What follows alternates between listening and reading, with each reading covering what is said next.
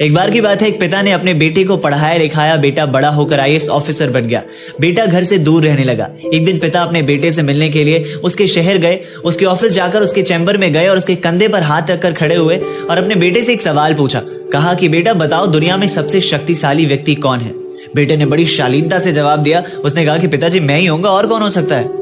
पिता को इस जवाब की उम्मीद नहीं थी। वो वहां से जाने लगे। वो गेट पर आए और उन्होंने सोचा कि एक बार फिर से पूछता हूँ। वो एक बार फिर से अपने बेटे के पास गए और पूछा कि बताओ बेटा, दुनिया में सबसे शक्तिशाली कौन है? तो बेटे ने इस बार कहा कि पिताजी आप। पिता ने कहा कि अभी तो तुमने खुद को कहा, अभी मुझे कैसे कह रहे हो?